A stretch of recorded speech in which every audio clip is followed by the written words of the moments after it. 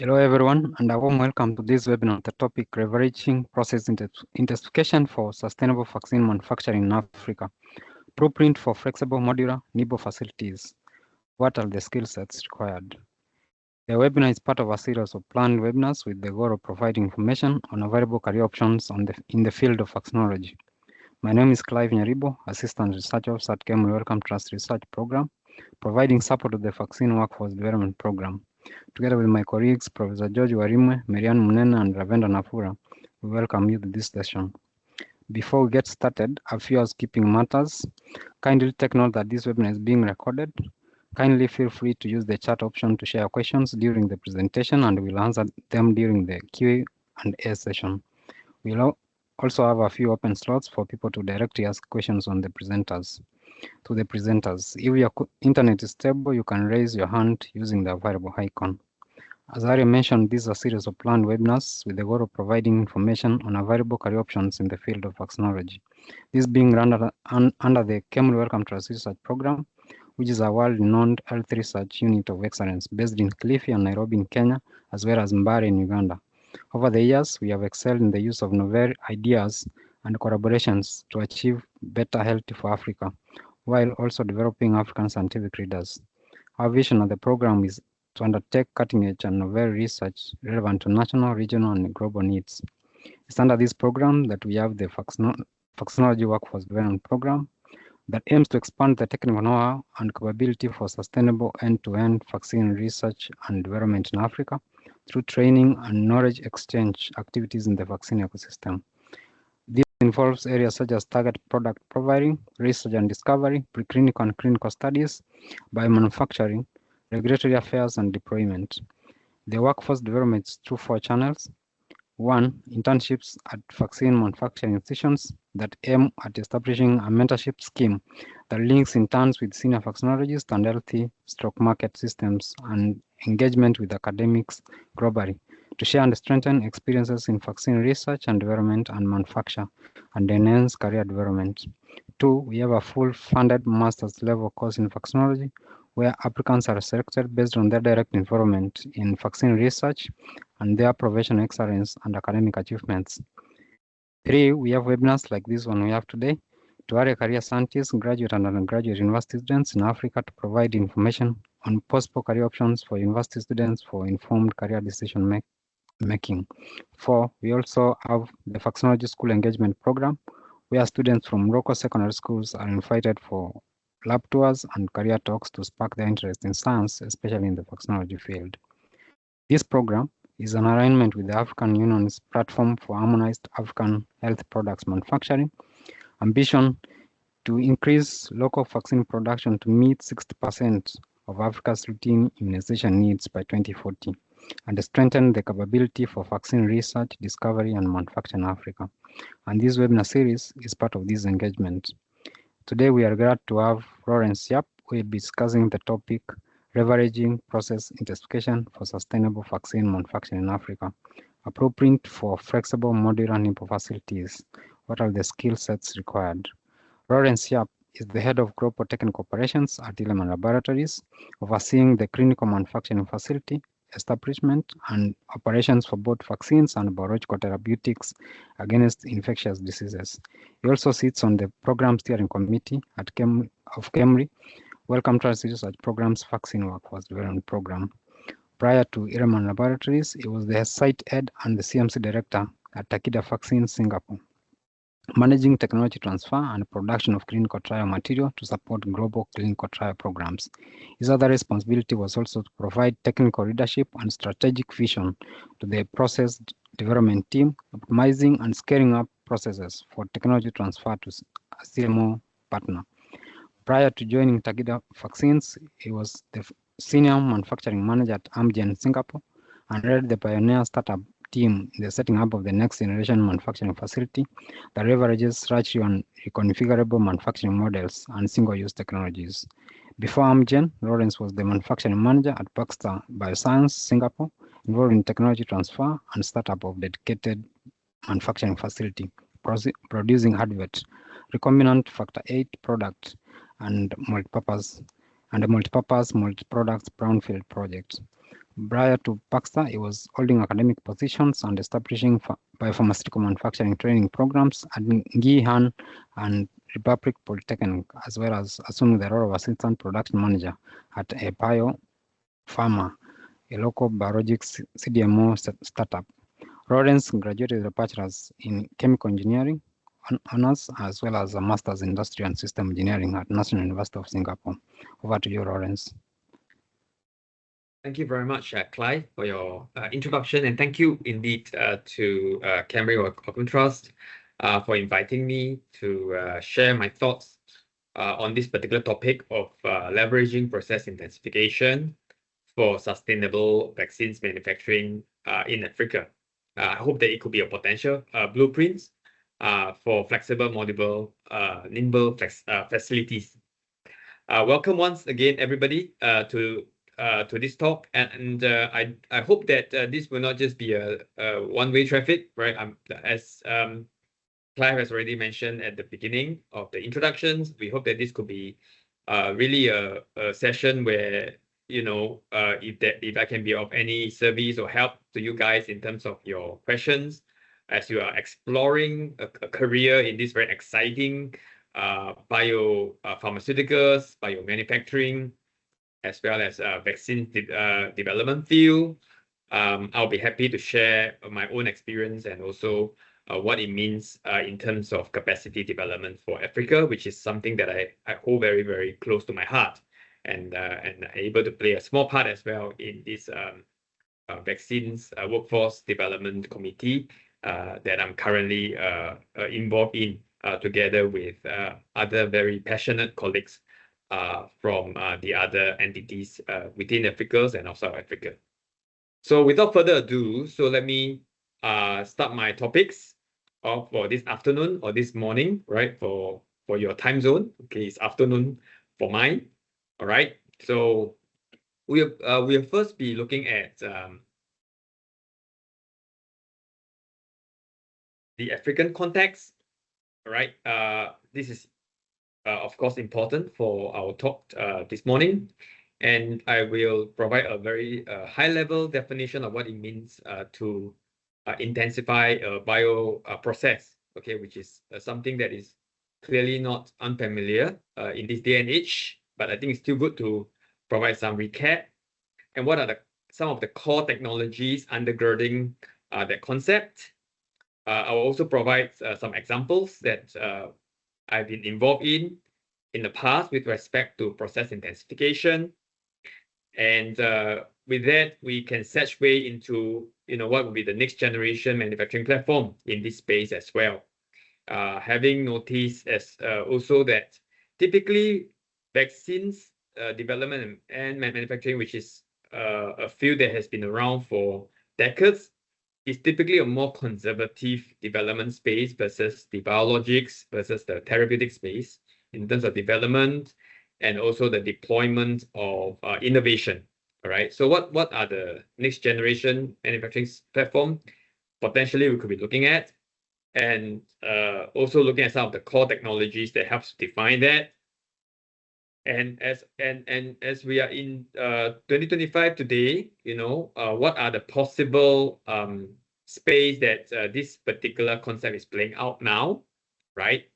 And with that, we can also take a glimpse, crystal balling into the future, hopefully not too long into the future. What will be the next generation skill set that will become more relevant and more prominent as we encounter this emerging trend of the new paradigm manufacturing platform. And if we still have time left over, certainly I'll be happy as well to go into some Q&A with some of you or many of you. So please keep this interaction as productive as you would like, okay? Because this time is really all yours. All right. So here we go. Okay, into why we think that this is important for Africa, because if you look at all the various regions, right, around the world, from 2019 to 2022, right, Africa has very limited production capacity as it only accounts for approximately about 0.2% of the global supply.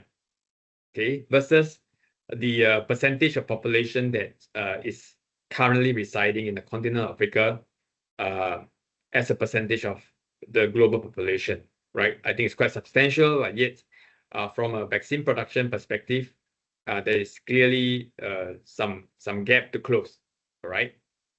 And also has already been alluded by Clive, that the African Union has set a goal to ensure that 60% of the vaccines that will be used in the continent should ideally be locally manufactured. Okay, that's the goal that has been set. And it mandates the PAVM to oversee this task. All right, so which is an encouraging sign for sure, because I think that it is on the right track for the continents to be sufficient in terms of how it would develop, manufacture, and deploy these very, very important medical countermeasures. Okay. So with that context in mind, let's now take a look at what is meant by process intensification. All right. So if you have been in this space, or if you have read about this space, right, traditional batch process typically are processes that are operated unit operation by unit operation, and it is run until the entire process is completed within the same unit operation. Before it gets unloaded, it gets transferred into the next unit operation, and then you will just go on sequentially, which is a very inefficient process, right? There's a lot of waiting, and there's a lot of in-process volumes that needs to be managed, okay? Now, just imagine with me that if you can transform all these traditional batches, standalone unit operation batches, and we are able to hook them up, we can connect them up, right? So that they are able to be so-called communicating with each other in one sense, right? And if you can run them continuously from one unit operation to the next and efficiently, obviously, then you can imagine that we can certainly get a higher productivity per unit volume out of each of these unit operation, right? Because productivity is certainly being defined by the output divided by the time. So as the time becomes smaller on the denominator, then certainly the entire productivity will goes up. And because of that, we know that we don't really need to have very huge footprints for all these additional intermediates that are waiting in between the batch operation, right? So therefore, smaller footprint is actually possible, right? So if the idea is really to be able to integrate all these production steps together, we should be expecting to see a faster, cost-effective manufacturing. So that's the basic idea behind process intensification. All right. So to realize process intensification, to realize higher productivity, some of the core technology that's been used in the past, right, what we call the single-use technologies or the disposable systems. You either will have the single-use bioreactors on the upstream side, and then you will have all these single-use mixers. You have got the plastic wares. You have got the filters. You have got all these bags, right, that you actually use, because they can be they can be used once and then discard, and you can turn over the entire process readily. Okay, so that was the beauty of all these single-use bioreactors, because the cycle time can be turned around rapidly. All right, so that's one idea behind it, and at the same time, you will also be able to have some form of a semi-batch or quasi-batch kind of a operating format, right? In terms of the upstream processing end of the continuous production, right, where you can have a number of bioreactors running in parallel but at staggered timing, so that and either with a perfusion format or with fed batch format, certainly with high density cell inoculation, right, to further reduces the cycle time. I'll explain all this concept in a short while, okay? And if you're able to run them in a staggered manner, you can actually form some form of a quasi-continuous operation on the upstream side, each of them always feeding harvest and starting materials to the downstream train of the process. All right. And if you're able to connect all the downstream unit operation together, again, integrate them in a connected fashion and run them continuously. If you do take a step back and look at from upstream to downstream, you're really achieving somewhat a continuous manufacturing paradigm. All right. And if you also able to undergird this entire process, right, using rapid analytical assays as well as PAT deployment paradigm, you will have another big win over the fact that there will be less hands-off and custody with all your QC functions, right? Providing them with samples, waiting for these samples to be analyzed, to be tested before you can forward process your batches. If it can be done real time, then all these waiting time and holding time can therefore be eliminated. Okay, and running along the continuous paradigm, manufacturing paradigm will be your digital twin and your automation, and that helps to provide some real-time debottlenecking, visualization followed by optimization. So your digital twins will provide some decision making that helps also to optimize your actual production trade. Okay, so these are the core technologies that has already been deployed by other players in this space in order to optimize their production trade. Okay, so let me give you an example of how it looks like.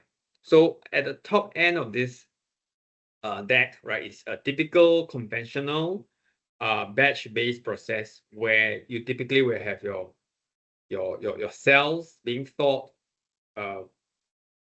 from the bowl, and then you really have to expand these cells right from a small tea flask, and then slowly increasing it to a shaker flask and more and larger size shaker flask until perhaps you will use a rocker with a wave bag, maybe, for example, right? And before you inoculate into these production bioreactors, right? And that will be your upstream process. And once the cell has accomplished the sufficient cell density, producing the right amount of product, you will begin to harvest it and you will run it through the downstream processor. So that's how it's typically run, right, in the conventional batch format. Now, assuming with me again, right, that how do you intend to implement continuous production paradigm for such a process? So one idea could be that you can implement a high cell density inoculation into the N-1 seed bioreactors. But if you're able to have such a readily available starting materials in a high cell density format, you can essentially do away with all these very tedious and labor-intensive expansion process, right? That you require people to come in and do that. You can directly eliminate all these steps and go straight into the N-1 bioreactors before you inoculate that into the production N0 bioreactors, right? That cuts off easily, 14 to 16, 17 days of expansion step, for example. Yeah, for mammalian cell suspension process, right? Producing either your biologic or your vaccines. Okay, and then once it's in the bioreactors, the next thing that you can do within the bioreactors, obviously, you can do your bioreactors intensification, right? You either do it via some media optimization, you can run it through bio perfusion format or even a fat batch format to just intensify and build up the biomass, so that with more of the increase in the biomass of the cells, you can translate that into higher titer for your products. And after that, you can certainly connect up all your downstream unit operation, right, in a nice fashion, right, so that you can run your intermediates once through this entire downstream, right, without stopping or without having to store them in the interior manner in some search vessels in between the unit operation, right? It's not necessary at all. You can actually run them once through, right? And at the same time, you can deploy your PAT and also to use your rapid testing assays, right, to ensure that the GMP decision can be executed and continue to move the process forward, right? So with such kind of innovation, right, essentially what we hope to achieve, obviously, will be the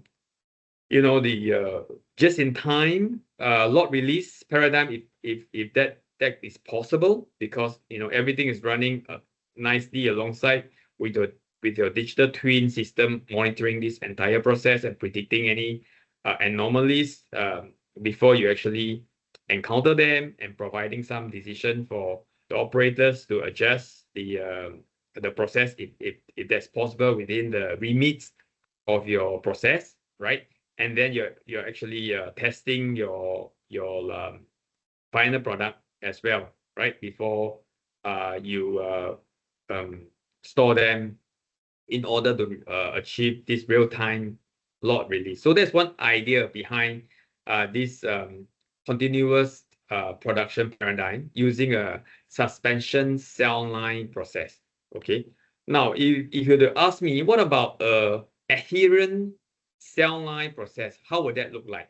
Right, because many of you will probably know that for vaccine manufacturing, I think that adherent cell line is still the workhorse for the industry. So we still use a lot of MDCK cell line, Vero cell line, right, which historically has been thriving in adherent cell format. So this is one example of how the adherent cell line looks like. On the top half of the deck, right, you will have the cells being expanded via your T-flask, your very widely used cell stack or cell factories, right? And because it is adherence and because it's in cell stack, in order to increase the surface area, you will have to have multiple number of these cell stack, right? Before you pull them together and then you go through the downstream processing tree, all right? But in a continuous fashion or in a process intensification together with the connected processing paradigm fashion, right? How you can actually do that is you can use the iCELLis bioreactors, which is a intensified bioreactors model that has been designed and developed to support high growth of the cells. Or you can use a universal cell as well. So these are fixed bed stationary bioreactors that helps to support very high cell density of these mammalian cells. And before you start to infect them with the virus of interest, all right, to produce the vaccines, right? And similarly, if you're able to connect up the downstream train, right, and using the same paradigm as before, you will leverage the PAT of each of these unit ops, coupled with rapid testing assays, right? We hope that we will be able to achieve at scale as well as a real time, just in time QC lot release. Okay, so these are very easily available concepts that are current today. I just want to say that it's already made possible today. Why so? Because when I was trying to set up the next generation facilities with my ex companies, right, trying to tech transfer the process from the US into Singapore, they have already gone through all this innovation. All right, hence they are able to shrink their manufacturing footprints considerably, which can certainly share with you all later on in the subsequent slides. Okay, what that means and how that looks like. So such kind of innovation certainly can improve performance operationally in a number of ways. For example, all right, they have calculated that up to 15-fold greater protein outputs per unit volume can actually be accrued, right, from such kind of process intensification as well with some level of continuous production. All right, because of this much higher protein output per unit volume, we can essentially miniaturize the bioreactors, the working bioreactors, all right, in order to still deliver the same productivity. Okay, and how much smaller? I'm happy to share that with you in a few slides from now. And with the use also of portable equipment and disposable technologies, right? The traditional process, such as using clean in place (CIP), they call it SIP, or sterilization in place (SIP), they call it SIP as well. Okay, those infrastructure can be readily eliminated. You don't need very expensive CIP system and SIP system, and you don't really need very high electrical bills to keep maintaining such system running in your facility. all right? Because you actually deploy disposable as well as single-use technologies throughout your facilities. All right, and by having a very standardized as well as a modular and flexible design, all right, throughout your entire manufacturing train, you actually helps to simplify changeover from one product to another product. Okay, so traditionally, for a biologics plant, right, in a stainless steel bioreactors of maybe a 750,000 square feet, those huge, massive facilities, you can take about a week to change from one product to another product. All right, but if you're able to deploy such kind of concept, all right, changeover can be readily accomplished within a single day. Okay, that's how efficient and how productive such kind of innovation can help to accomplish. All right.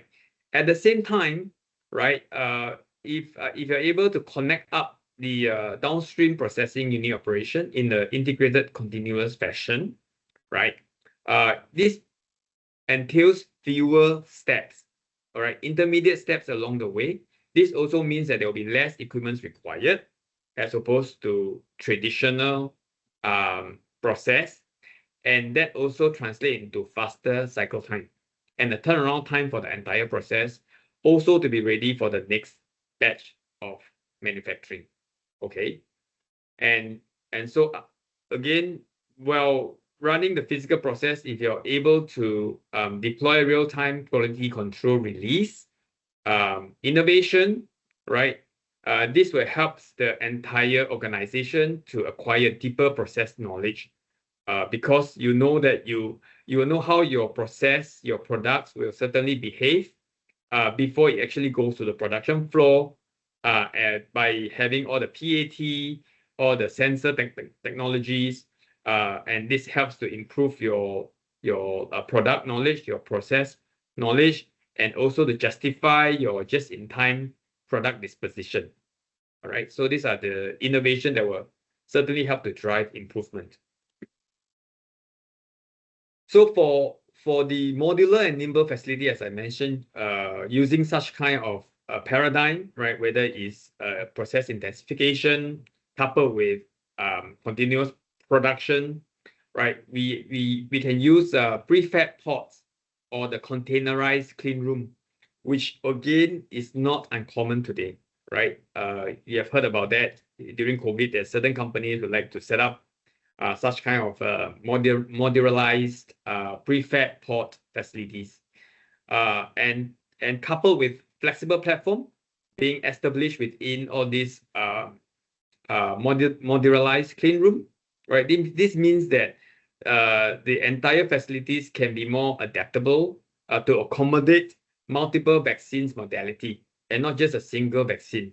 And this helps to inject a higher level of agility and the flexibility for the entire facilities and operation. All right. And again, with process intensification, if you can achieve it in a smaller footprints, we can ideally establish such facilities and deploy them closer to where the demand centers are located. All right. So this is what we have been doing for Hilleman. Okay, if you pay attention to some of the news regarding our companies, there was recently one article that appears in the Telegraph newspaper in UK that talk about, you know, our modular, flexible, reconfigurable facility that we have established here in Singapore.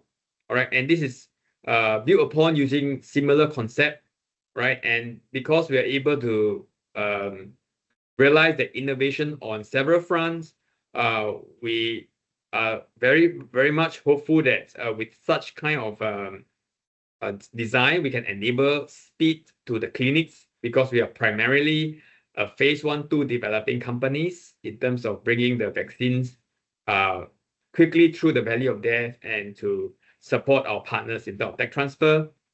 We hope that we can do that very quickly to all the partners within the LMIC countries, so that they will be able to supply such critical countermeasures also to their region. All right, and with a smaller footprints, with lesser complicated pipings, as well as pumps and sensors and instrumentation, we hope that this kind of design can help to reduce capex. It certainly can provide flexibilities and to introduce these modular concepts around the world, so it can help to enhance the geographic mobility, right? Increases the productivity of the process, and certainly to enhance as well the compliance, because with the standardization of the manufacturing modules, and also with the implementation of the PAT technologies, this will help to provide a much better compliance with the regulations that is prevalent around the different jurisdiction. So some of the case studies of such kind of modular facilities, as well as hopefully using more emerging robotic integrated platforms, are becoming common, right? Even within the African continents, you will have the BioVac mRNA hub that is in South Africa. You also will have the Institute Pasteur Dakar's, which is trying to establish their modular facilities called the Madiba facilities, and hopefully it can be available very soon. Right, that will help to alleviate some of the requirements in your part of the region. And also in Africa, we have Afrigen as well, which with their commissioned mRNA hub and spoke concept, right, that has been appointed by WHO, right? And some of the example that I've also make allusion to just now, with respect to containerized clean room, right, is BioNTech's very own bio antenna, right, which I believe they have already entered into agreement during the pandemic, COVID pandemic, with Rwanda at least, right, to establish this as a test case. And once that is successful, hopefully it can further deploy such concepts to other locations within the continents. Quantum Bioscience has sought to miniaturize the technology even more by integrating both the IVT as well as the downstream purification process within a single platform, all right? And of course, during the COVID pandemic, we have also heard about CureVac's very own RNA printer. Okay, so with all these modular facilities and all these integrated platforms, the idea is really that we should be able to have a more modular scalable model, right? That can be easily and rapidly deployed where it is required, so that with such a intensified modest footprints platform, right? The idea is that it can lead to a more sustainable local production with potential for global supply at some stage in the future. Okay, I think that it is possible if this is done right. All right, but the question we really want to ask ourselves is this: all right, can this platform get even smaller? Is there any way that we can shrink it even further? What kind of technologies will be required to achieve that level of intensification? All right, so I mentioned to you that historically, right, if you want to produce biologics and you want to produce it commercially profitably, right, you will usually do it using maybe 6 times 20,000 liters bioreactor, right, in a footprints in a typical stick and built stainless steel facilities of 700,000 square feet, right? That looks like, you know, how it is being shown here, with all the applicable elements such as your manufacturing core, your support areas, your QC labs, your utilities and warehouse and so forth, right? This occupies easily 750,000 square feet, and it costs upwards of $1 billion. All right. So that's how all the huge plants are being constructed in the past. But as I mentioned to you guys, I was very, very privileged to be able to tech transfer a concept called the next generation facilities concept, where it helps to string the entire footprints by more than 80% to a modular facilities, right? Where you don't have all these huge stainless steel bioreactors, huge glass stainless steel downstream chromatographic column, whereas what you have are all the single-use, your disposable technologies, all fit together within 130,000 square feet, slightly more modest footprints, right? But that still costs upwards of $200 million, which is not a small sum, okay? And this happens more than a decade back when I was involved in that project. Now, 3 years ago, right, Hilleman managed to build a facility called the ACES facility, all right, where we also deploy the same concept of a modular facilities, but we further intensify the process, right, in our upstream, in our bioreactors, and we further connect our downstream train, and we string that footprints again by a somewhat similar ratio to a 30,000 square feet that is located probably about 3 miles away from where I'm sitting now in the corporate HQ. All right, that is our ACES pilot scale facility, but it can achieve the same productivity as how a 130,000 square feet modular facilities is able to deliver. And that costs a tenth of the $200 million price tag. All right. But the question we really want to ask ourselves now is, are we able to string that further? All right. Are we able to string or miniaturize this 30,000 square feet even more? Maybe to 1,000 square feet, like a studio apartment, for example, and how much would that cost, and what kind of technology that will look like? All right, I think that's a good question for us to ask. So let me show you schematics of a typical mRNA-based vaccine production process, right? Where you can see it is a very complicated process where there is plasmid production happening at the beginning of the process, right? And then it goes to your IVT, okay? And then it goes to your LNP encapsulation, and then followed by, your fill and finish drug product filling, right? And that in itself is extremely complicated, takes many steps, many things could have gone wrong. So the question we're gonna ask ourselves is, can we integrate all these steps together? Can we intensify them? Can we make it continuous? Can we, add on the rest of the bells and the whistles that we have been talking about all along in our talk so far? All right. And what's happened is that this company, his name is called Resi Biopharm.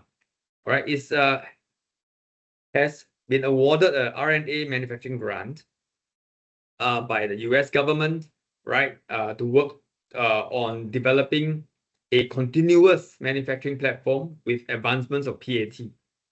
Okay, and they have been awarded at the beginning of this year to try and look into such kind of technologies. And their premise is this, right? In a traditional batch manufacturing environment, you could have the DS of the mRNA being generated in a separate suite, and then you need to hold that DS because you have to go for your QC test. All right, so you hold the DS before you can forward process into your LNP encapsulation form of your mRNA in a separate suite in order to prevent cross-contamination. And then once that is finished, you can go for more testing before it gets forward processed and filled into vials in a separate drug product suite. Okay, so all in all, you may need to have more than 3 or 4 suites that will be required just to produce a traditional batch of mRNA, which probably has taken place during the COVID pandemic era. All right, but if going by what their paradigms were to say, if you're able to combine all these various steps together and conduct them in a single suite, right? You can string the typical manufacturing production days from 21 days of cycle time all the way down to about 5 days. That is a 4 times improvement, right? And you can do it all in the same suite, so they can free up the other suites for other more modality of manufacturing, right? Which is great. All right, but for the next gen, if I'm able to string from a 5 days of manufacturing all the way to a day or less, right? Again, within the same suite, maybe out of a more smaller, modest footprint, is that really possible? Okay, and what kind of technologies will it require?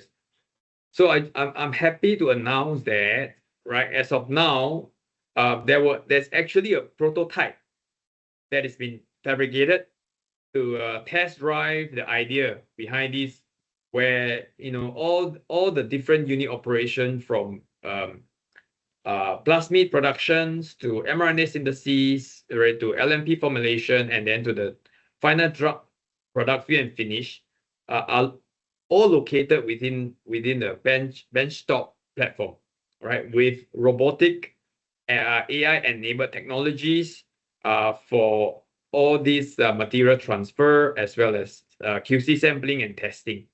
All right. So they have postulated that if I were to do this separately in manual mode, right, potentially, I might be only getting out of 12 batches that is available for a scale of 1 to 10 milligram.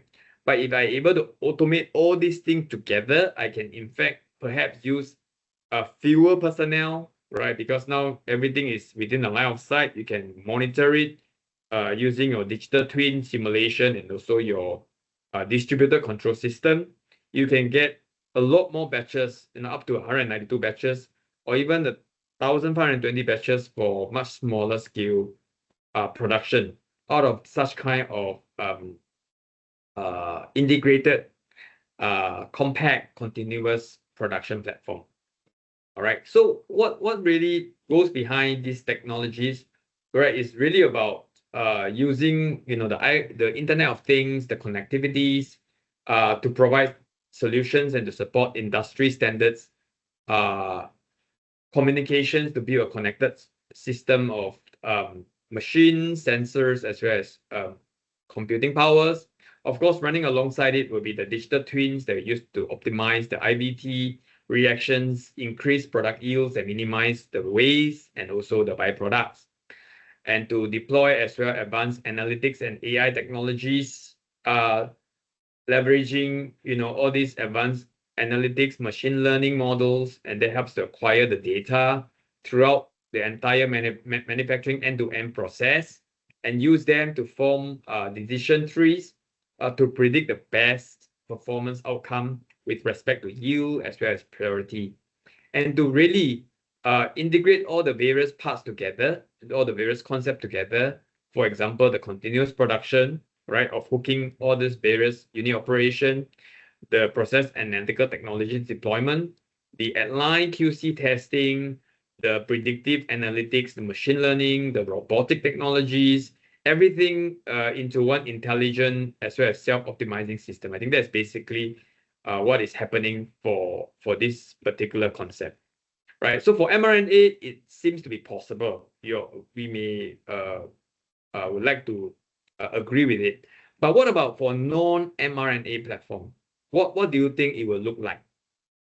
All right, let me just show you a conceptual idea of what a non-mRNA platform, but again, using similar concept that has been pieced together, such as connected processing, intensification, and also real-time testing. All right, all located on a single skid, right, where it can be easily, readily wheel in and wheel out of the production suite.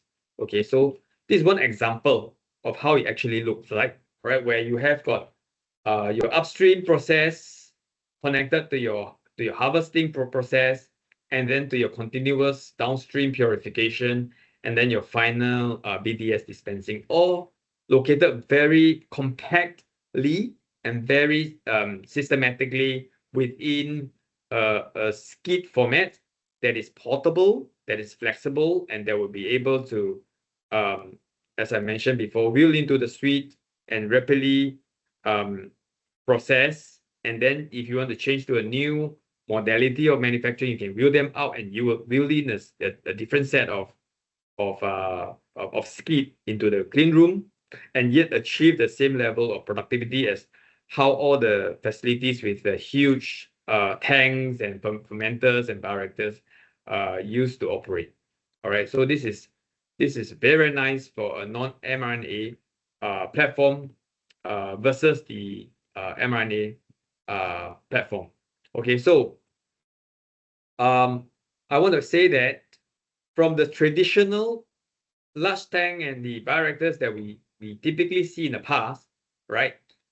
You can shrink it down to a modular using stainless steel bioreactors and disposable technologies on portable skids, right? That helps to reduce the footprints, to even emerging technology that everything is co-located onto a benchtop.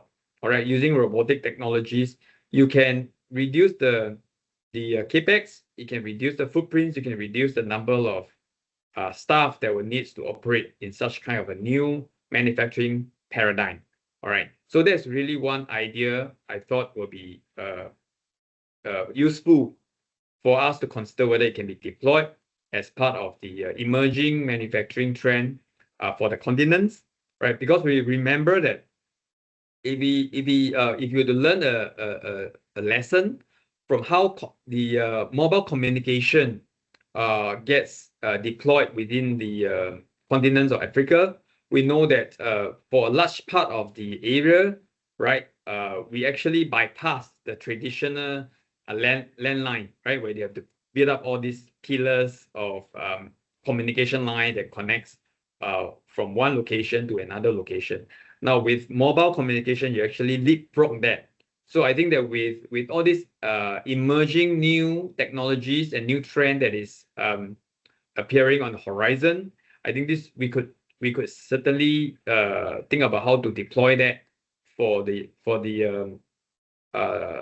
development of the continents to be a self-sufficient hub for vaccines and biologics development and manufacturing, and also perhaps aspirationally for sure to be a global suppliers in the future. All right, but what I've always been asked about, right, because vaccine is to run a vaccine plant, people are always concerned about yes, it's good for us to invest in vaccines, in biologics, and so forth, because we can also prepare for the next pandemic, right? But what in the meanwhile, you know, how do we keep the facility warm? How do we keep the lights on, right? So I think that we, as much as we wanted to think about deploying process intensification as well as continuous production leading to more modular and smaller footprints facilities, we also have to ensure that the footprints can be kept as flexible as possible. All right, so while you could be doing your routine vaccines manufacturing, right, you can design the facility that's how we have designed it here for our ACES facility to be completely flexible, which means that it can accommodate different modality of products, whether they are vaccines, they are biologics, or you can even do cell and gene therapy or regenerative medicines within the same footprints, right? Well, for future pandemics, the facility can then rapidly pivot into a pandemic vaccines production mode as part of such capacity. So flexibility, configurability of the facility will certainly be key as well to vaccine sustainability within the continents, as we are trying to piece together the working model that makes sense for the continents. So in view of this new emerging trend, we want to ask ourselves also what will be the the relevant skill sets in preparation for the emerging technologies. So I have taken a huge high-level brushstroke of what are the potential skill sets and knowledge domain that will be relevant for us. So as we look through them, I think that on the lab-based bioprocess, as well as modular operation, right, we could be looking at system setup as well as aseptic connection, okay, where we will be where I think that the mastery in the assembling modular single-use flow paths, ensuring sterility in a confined, localized air control environment, because all these things will be under benchtop, enclosed by isolated technologies. I think that will be helpful. Okay, in vitro transcription control, understanding of enzyme kinetics, and sensor feedback during continuous transcription, microfluidic LMP encapsulation and formulation. So familiarity with controlled flow devices and mixing algorithm, I think will be something that will be useful as well. Continuous purification and TFF operation, right? Such as the operation of miniature automated chromatography and filtration system, those will be useful too. Benchtop aseptic fill and finish for drug product. So the handling, the precision dispensing, the seating, the robotic manipulations of small volume container, I think that will come in very handy. Okay.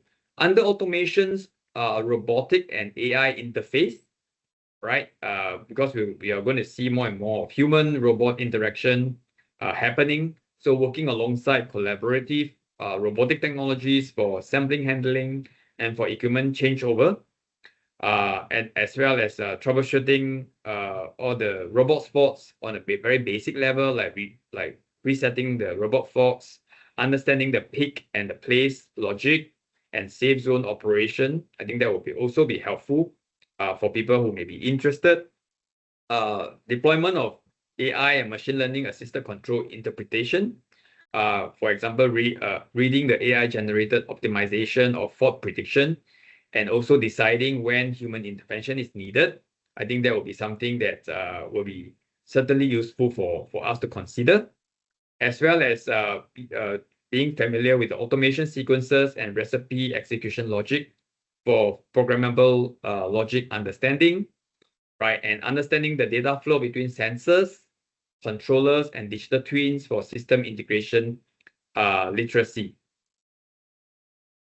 Under digital data and cyber competence, so I think it's also important also to realize about the navigation of virtual representation of the process, and comparing the live and simulated data in operation of the digital twin, okay, and using dashboards for performance monitoring and lot traceabilities as part of the data visualization and reporting dashboard feature, and to ensure data integrity, version control, and also regulatory compliance system operation as part of the cyber hygiene and digital validation that's required.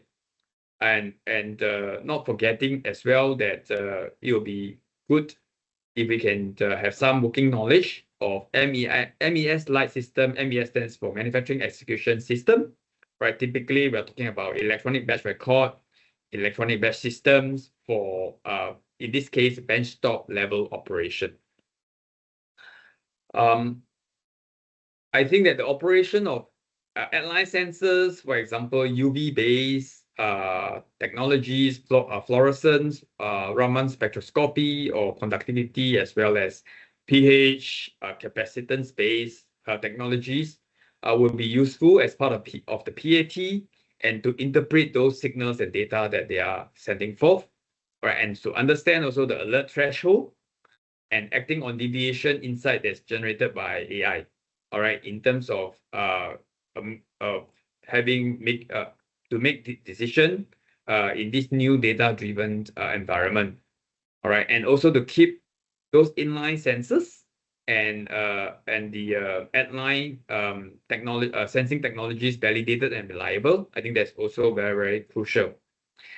and to put on additional understanding with respect to compliance in a hybrid automated human system, as in GMP for autonomous platform, and certainly to be exposed to ICHQ 13, right? That provides the knowledge of regulatory expectation for continuous and digital manufacturing, and to collaborate with AI tools to identify deviation sources for root cause and AI-supported deviation analysis, and to recognize as well that there is an interdependency relationship between all the various unit ops such as plasmid generation, IVT chemistries, purification processes, and the fill and finish steps as part of the end-to-end process understanding.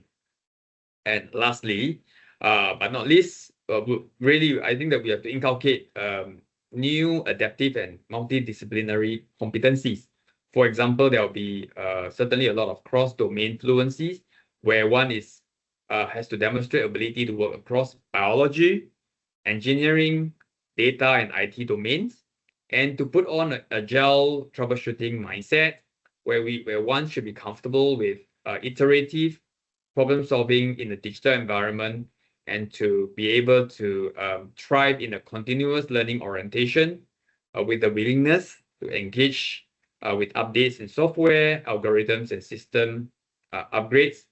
And finally, in terms of providing clear documentation and communication with other colleagues from the automation, from the QC, from the technical, from the lab, right? Yeah, as part of harnessing collaborative communication. So I think these are all very, very crucial and should be increasingly relevant skill set for us to think about as we are seeing more of these next gen manufacturing facilities being established across the globe, and hopefully can also be deployed for use in the continent. So the takeaway I want to emphasize once again for us is that Africa has a certain mandate from the AU, right? That it should not be just a hub for consumption, vaccine consumption, but it certainly should be a hub for vaccines innovation as well as global supply. All right, and that it should evolve from the current dependency to self-sufficiency, and certainly to be a very important stakeholder for global contributor. All right, and hopefully that some of the ideas, some of the concept that has been highlighted as part of process intensification, continuous production, and also platform flexibility could be a potential blueprints in how we can establish sustainable vaccine facilities in the continent. Okay, with that, I just want to thank everybody for your very kind attention. And I think I am slightly, beyond the hour mark, but again, happy to stay around and to be happy to interact with any of the questions or clarification that any of you all may have. Thank you once again for your participation. Thank you, Lawrence, for such a wonderful presentation. We'll head straight to the Q&A session. So I'll ask the attendees to either raise their hand or type the questions on the chat, and then we read it and have it answered. Yes, I just wanted to ask, with process intensification, can we transfer, do you suggest that we transfer a well-established or optimized process to use the process of intensification approach, or we can even do the R&D using the process intensification process? What's your take on the same? Sure. So let me make sure that I understand the question correctly. All right, and let me summarize it. And if it's not appropriately understood, appreciate again the correction. So the question that I understand is, can the process that's been developed in the lab be used for the actual process that we are going to deploy on the manufacturing floor? Is that what it is? Yes. Okay. Yes, basically. Yeah.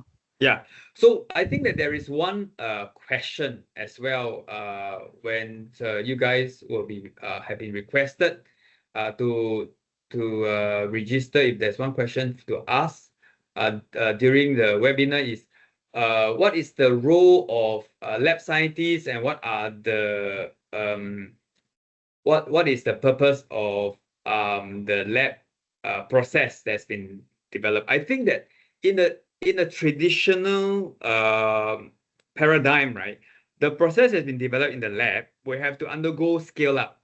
Yeah. Sometimes you can scale up many fold. All right. But in this intensified process, okay, I think there will be less scale up being realized simply because the scales will be getting closer, right? The gap is smaller. So I think that there is certainly more utility, right, for the process that's been developed in the lab to be tech transferred to the manufacturing floor. And if it can be transferred at the same scale, I think that will even be better because you have overcome all the scale related issue that we typically see in the traditional plant. All right. So if you're able to overcome all these scale related issue, then what you actually develop is what will be supplied. And therefore, you know your process already very well throughout your development phase in the lab. And you will have lesser of this issue that you will encounter when you're running it in the production floor. All right. So I think that's clearly one win if you were to ask me. Now, the other thing I thought also will be useful is that when I was in Amgen, okay, one of their strategies, okay, in terms of expediting their product approval, okay, is that they actually run the same process in their development lab versus the production process that they're going to deploy in their modular clean room. Okay, for the same reason, right? If they're able to run the same process, they already understand the process, they characterize their process really well, they will see less of the issue happening on the floor. Therefore, the chances of these products going through the entire development pathway will be shorter, and it will be able to submit for regulatory approval even much more timely. Okay, so they managed to comprise what would typically be a 2 to 3 years kind of a first in human timeline to a 9 months. So you can see that by keeping the scale consistent across development phases, sometimes there could be very advantage outcome. Okay. Great, thank you. Also, there is the issue of yield when you are doing the process, both upstream and downstream, and there is a lot of losses in between the traditional process. What's your take for the process intensification approach? All right. Can you experience the same? Yeah. Sorry, Clive, it's coming in bits and pieces. So let me just make sure that I summarize and you tell me whether I'm getting the question right. So from the upstream to downstream transfer, typically there'll be some losses encountered. Is that what I hear? Yeah, sure. Right. And how do I actually view these losses in the grand scheme of things, right? As you transfer the process from upstream to downstream, yeah. Yes. Okay, good. And when you are using this process intensification, yeah, just go ahead. I'm saying that when you use the process intensification approach, are you able to minimize the yield losses? Yeah. Yeah, sure. So you see that one of the reason why when you transfer from the upstream to downstream, right, is that you could have a lot more unit operation that will needs to purify the process because you may not have sufficient purification capacity, right? So with more of this with more unit operation, right, the step yield will typically drop as you go through the downstream purification steps, right? But if you are able to connect the steps together, you're able to achieve it with fewer steps of doing so. Mathematically speaking, you will be able to accrue much higher recovery versus one where each of the steps are in a silo, right, in a batch format. So if you're able to connect them together, they are able to flow through continuously. What we have seen both in the plant and also in our development lab is that, as I mentioned to you guys in the slide that I've shared, up to 15-fold increase in productivity, which means that you have got less loss as you go through every of the processing steps, can be accrued for such a continuous process intensified process. Thank you. We'll take questions from the audience. Kindly, you can use the raise your hand icon.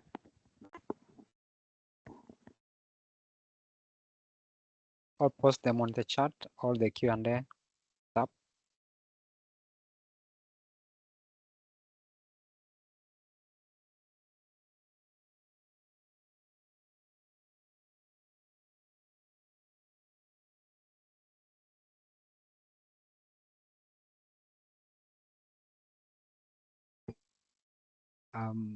There's one request from Betahon saying that, dear Lawrence, yep, it's a wonder to attend your presentation. Thank you so much for it.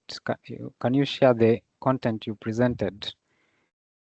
Sure, I can certainly share my content that I presented, but I may not be able to share it in its entirety if you can excuse me for doing that. But I will definitely share the main point of that, if that's fine with this gentleman, W. Vatahun, if that's fine. Is also we can share with the other attendees definitely the presentation. Absolutely. It's a pleasure for me to do so. Yes.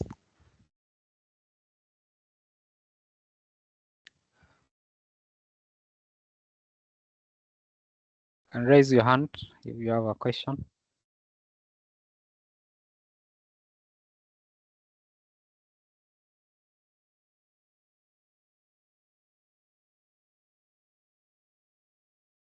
Yes, there's Comfort.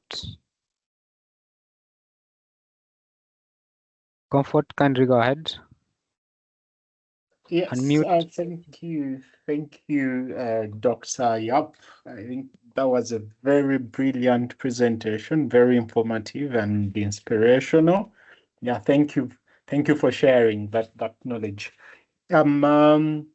I'm very interested in the pre-manufacturing phase. That is the research, the R&D. Would there be mechanisms out there that you think are being undertaken to try and bring down the costs when it comes to the research component, the research elements, before we get these vaccines and bring them into full-scale production? Okay, right. So thanks, Comfort, and thank you for your questions.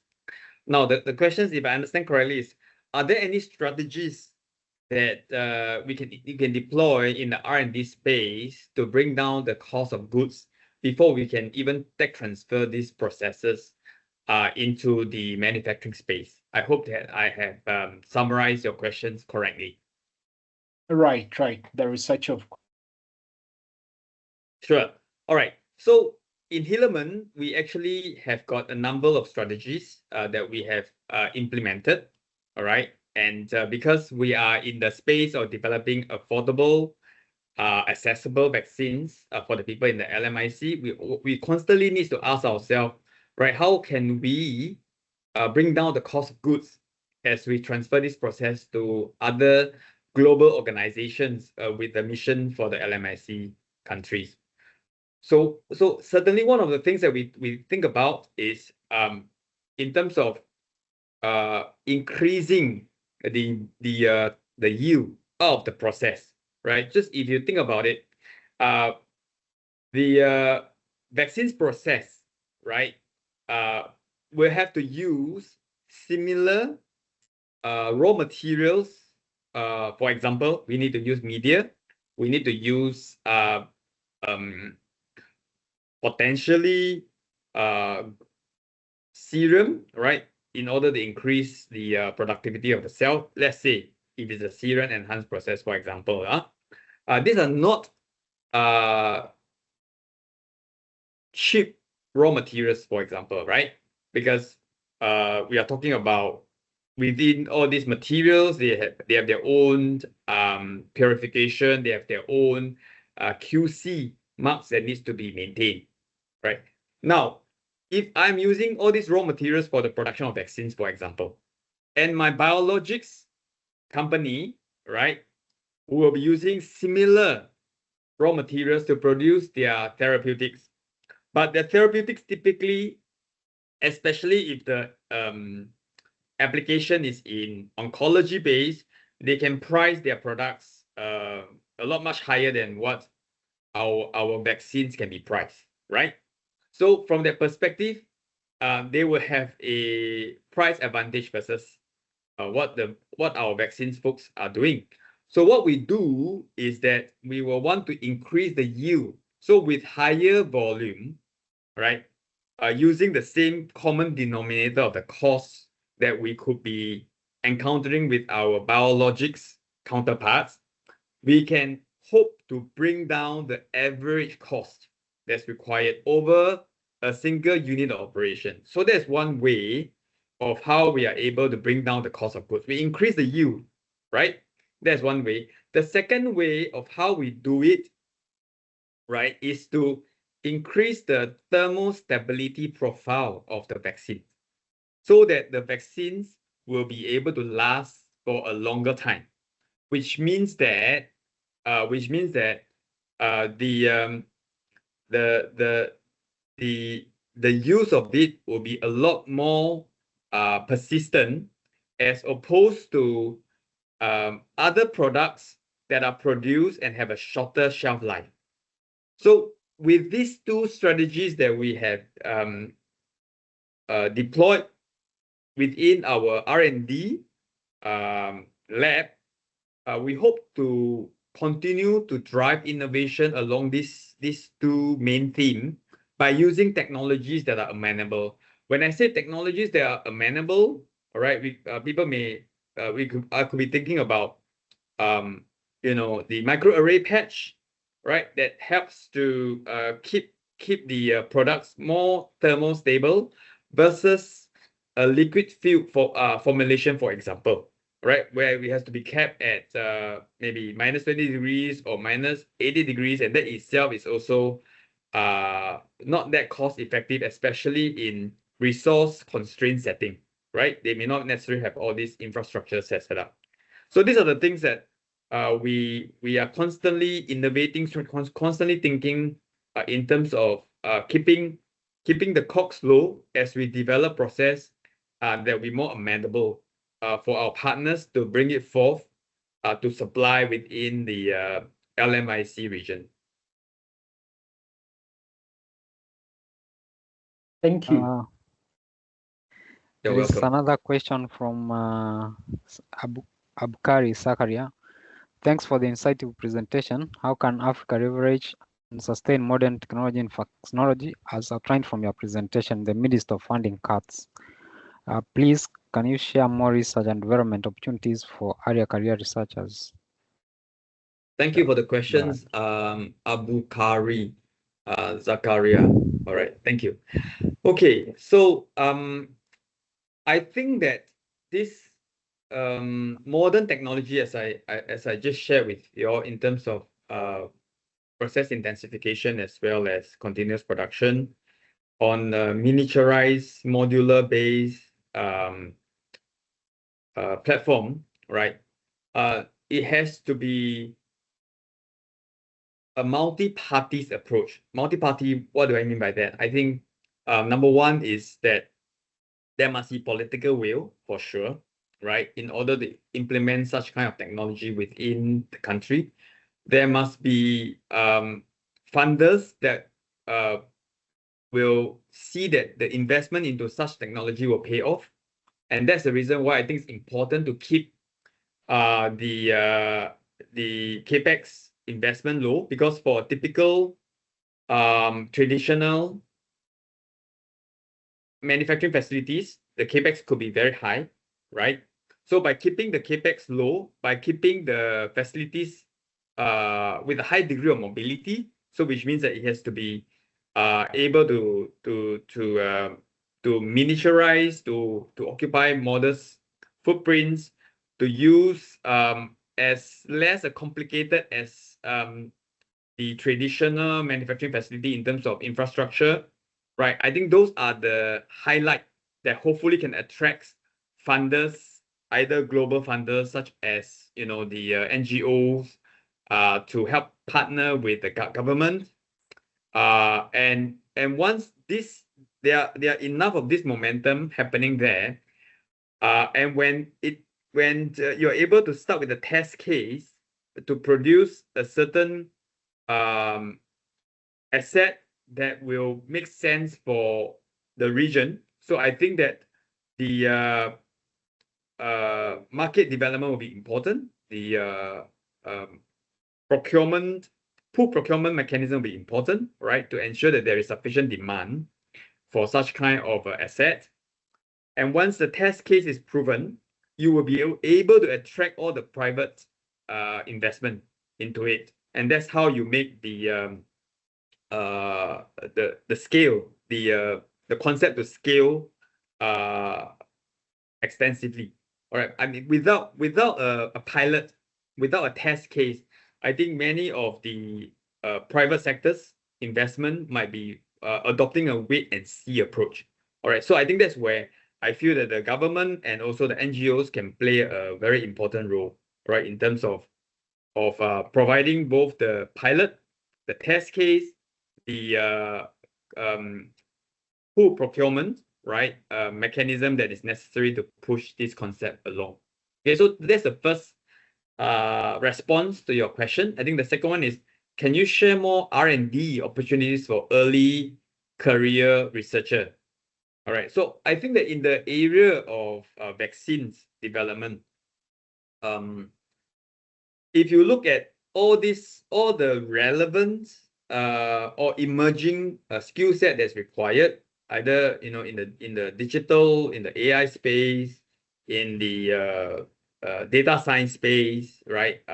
And also not forgetting the core skill. The core skill is always to ensure that we understand how to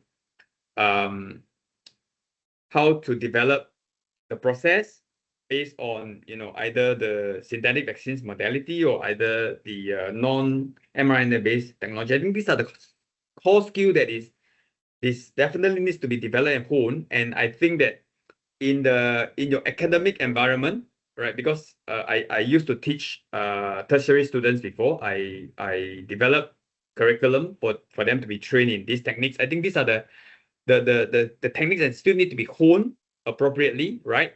And then with the grounding, with the anchoring firm in all these techniques, my hope is that if there are other graduates or other students who are trained in the digital space, you can bring them both group together, right, and help them to be able to work on common projects.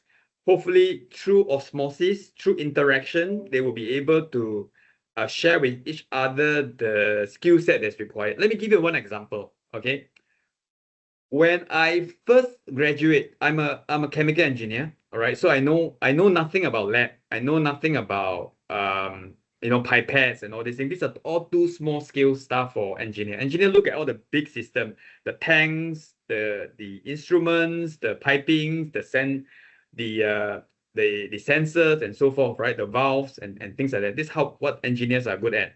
When we go out there, and when we look at all this plant, it is really part of our core skill, right? We are trained to do that.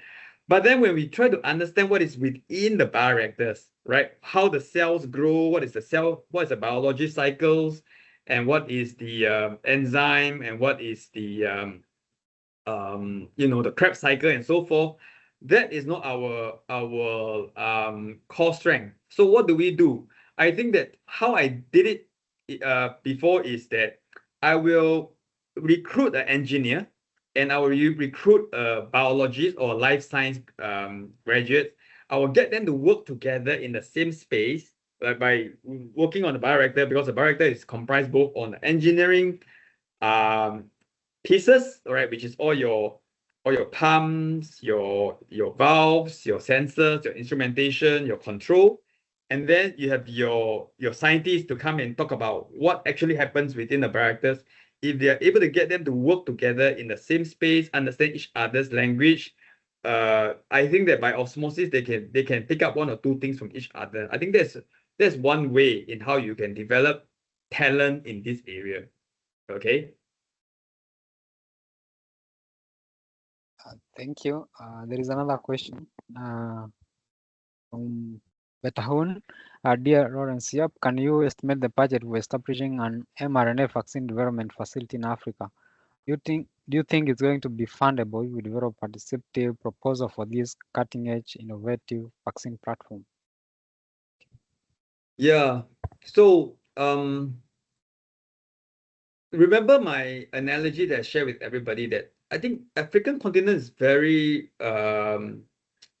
privileged in the sense whereby it didn't really go through the traditional telephony communication, right? Where you have got to set up all these poles and these cables and these wires and linking up. We actually took a leapfrog from that into the mobile communication domain, right? Which means that you don't have all this heavy investment into the capex, right? I think that if we are able to borrow the lesson from that into here, I really do not think why we can't do that, right? The issue right now is whether there is political will in doing so, right? In training the talent that is required to fulfill this new emerging manufacturing paradigm, and also the NGO is willing to invest in a test case, in a pilot, right? We don't expect to have many of all these integrated platform at one go, but in a pilot demonstration to show that, hey, coupled with the investment that's made for a asset that is in a relatively high demand within a region, right? If a country is too small to support the demand, we have to get a few of the countries to pull together their pool procurement mechanism, right, to support these assets, and with a small footprints, with not so high utility bills or OPEX that they have to keep the facility going, and just either do a tabletop exercise based on this to calculate out, right, and to see whether the proposal does attract enough attention based on the strength of its merits, right, in terms of the economic analysis, right? If this is something that makes sense for that part of the continent, then I think that the government political will be important, right, to further support it. And with the demonstration being proven, positively, I really do not see why we cannot attract private sector's interest to come alongside and find a working model out of this. All right. Again, being mindful that Africa have done so with the telecommunication lesson before, right? It leapfrogged all this entire the hardcore, hardline, landline, telephony communication technologies. Sure. Also, there is another question from Mohammed. Question is also about research and development. I believe that we also have a huge skills and training gap vis-a-vis vaccine development and production. Is it possible to leapfrog this gap to full-scale vaccine production? Sure. Thanks again, Mohammed, for your question. So I'm not sure whether you missed my original response to the first question, right?